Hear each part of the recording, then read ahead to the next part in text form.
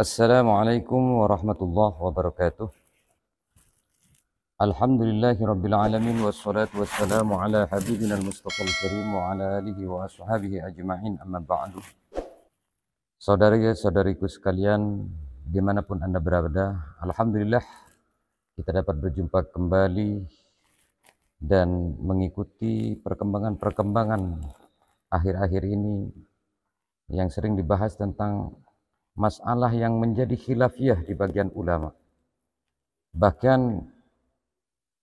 sampai saling caci maki di antara para asatid, para ulama, yang tidak pantas dilakukan oleh para asatid atau ulama ya, selaku penerus baginda Nabi Muhammad sallallahu alaihi wasallam.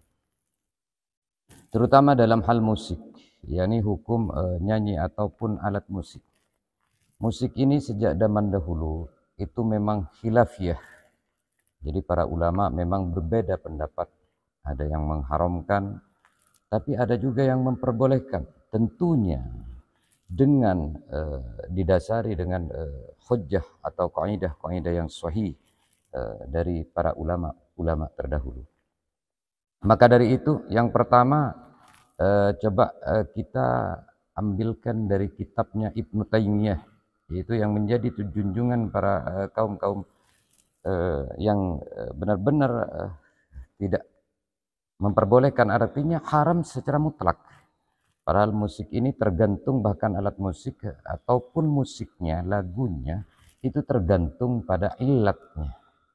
Jadi keharamannya itu terletak itu, kenapa kok jadi diharamkan atau tidak diperbolehkan, dan kenapa itu diperbolehkan. Itu tergantung ilatnya sebenarnya. Maka di dalam kitab Majmu'ul Fatawa Ibnu Taimiyah, ini kitabnya Ibnu Taimiyah sendiri, ini di kalangan Wahabi, artinya junjungan beliau menyampaikan wastima'ul wina wal manazib wa na'u dharik mimma linnas fihi qaulan at-tahrim wal ibahah. Artinya mendengarkan musik atau alat-alat musik di sini dan yang sesama dengan musik ataupun alat-alat musik tersebut, maka di sini ada dua kaul. Jadi ulama berbeda pendapat. Yang pertama yaitu ada yang mengharamkan, tapi juga wal ibahah, dan juga ada yang memperbolehkan. Maka di sana disebutkan oleh Ibnu Taimiyah, fa inna jamhurul muslimin ala annaha muharramatun wa ba'duhum abahaha. Artinya jamhurul muslimin, ulama, ada yang mengharamkan, dan wa ba'duhum, dan sebagian dari jamhur muslimin tadi memperbolehkan. Tentunya diperbolehkannya atas dasar-dasar hadis dari baginda Nabi Muhammad sallallahu alaihi wasallam. Maka disebutkan di dalam Alkitab Al-Musiki wal Wina fi Mizanil Islam.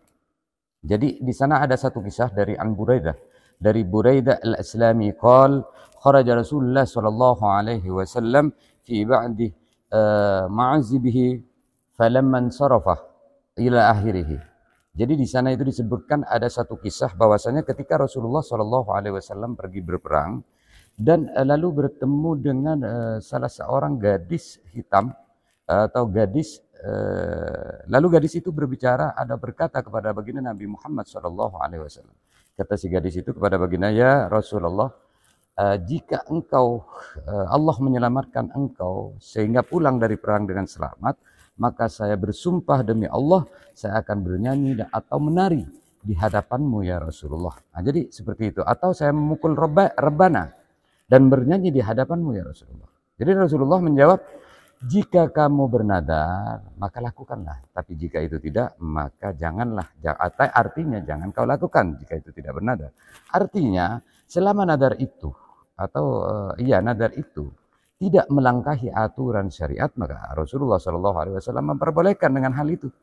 Lalu setelah Rasulullah SAW pulang dari perang, si perempuan itu benar-benar melakukan itu, artinya memukul rebana dan bernyanyi di depan baginda Nabi Muhammad SAW. Dan hadis ini dinyatakan sahih.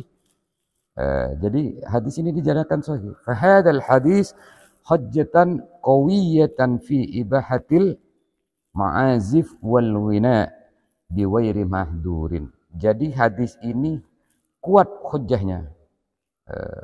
Ini mempunyai hujjah. Hadis ini ada hujjahnya gitu loh. Terus qawiyatan dan kuat hadis ini, bukan dhaif. Fi ibahatil ma'azif wal wina. Tentang masalah menari atau bernyanyi biwairi mahdurin tanpa ada peringatan apapun. Ini diterangkan di dalam kitab Al-Musyiki wal Ghina. Jadi fi mizanil Islam. Coba di kitab itu dibuka, bahkan banyak di kitab-kitab lain juga diterangkan seperti itu. Jadi saudara-saudaraku seakidah, seiman dan seagama, marilah kita bersatu. Artinya pemahaman-pemahaman janganlah sampai kaku dan janganlah sampai mencaci maki di antara kita, di antara sesama umat Islam, di antara hukum-hukum yang memang kita pelajari. Makanya kita belajar artinya untuk menghilangkan suatu kebodohan dan kekakuan untuk memahami memahami hukum, agar supaya kita tidak terjadi di antara sesama saling caci dan maki. Wallahu a'lam bishawab. Mudah-mudahan mudah-mudahan bermanfaat bagi kita semua. Allahul muwaffiq ila aqwamit thoriq.